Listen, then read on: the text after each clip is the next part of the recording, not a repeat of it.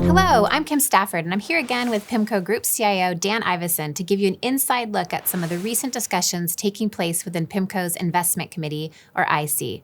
Thank you for joining us, Dan. Thanks, Kim. The Fed has signaled that it's likely done raising interest rates, but it may take some time to cut rates until it has more confidence in the future path of inflation. What are the key implications for investors as they're weighing the outlooks for bonds, stocks, and cash?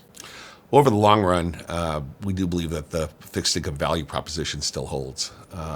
After the sell-off that we witnessed in 2022 during a portion of the last year, we're at valuations that are nearly as attractive as we've seen in well over a decade. So from that perspective, bonds look quite attractive versus equities. They also look to be at levels where investors will be rewarded for shifting from cash into high-quality fixed income. But in terms of Fed cuts, after the significant rally we saw last year across markets, we do believe that markets got a little bit ahead of themselves anticipating early cuts and significant cuts. The data has been mixed, inflation data more constructive around the globe, but particularly in the United States, we've seen a lot of growth momentum.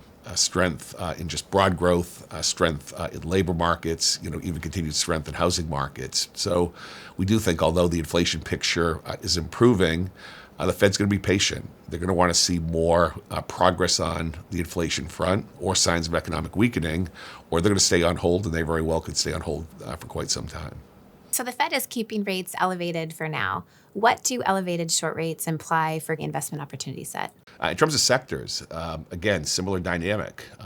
Consumer sectors, key segments of the corporate sector, investment grade and high yield borrowers, in many cases, we're able to lock in very, very low rates.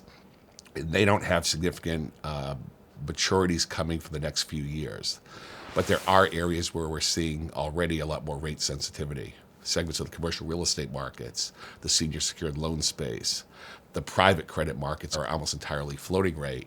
In those segments of the market, particularly lending tied to weaker corporate entities, weaker property types, we do expect to see more strain and stress if rates stay higher for longer and we don't get more immediate rate relief that markets were at least romancing late last year. That's going to create some challenges, but also significant opportunity for end investors as well. In our 2024 outlook, we said that opportunities in global bond markets have been the most attractive we've seen in decades and could even outperform U.S. markets given greater economic risk. What are some of our favorite global opportunities we're seeing today? Global bonds are back.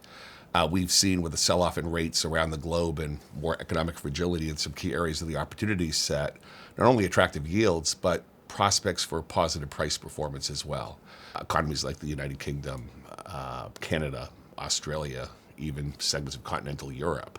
So we do think, at least on a relative basis, the longer rates stay elevated, the more potential risks to those economies that I just mentioned that can create attractive opportunities for high-quality bond investments. So we do think investors should think about global investing. Higher quality emerging markets look quite attractive as well.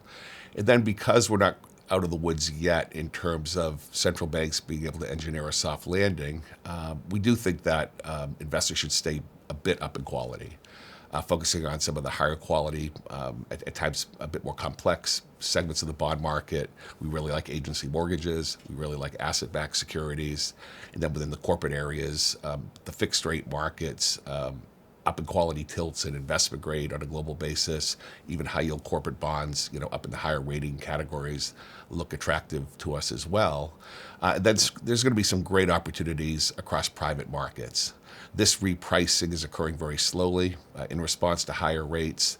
If we do get some economic weakening later in the year and elevated policy rates remain, we're going to see very attractive opportunities in deploying new capital across key segments of the private credit markets, including real estate. So, here today and now, I take advantage of the higher yielding, higher quality segments of the market, expand outside the United States if you have the flexibility to do so in some of those higher quality markets. Diversification is back in bond markets and should be beneficial to returns.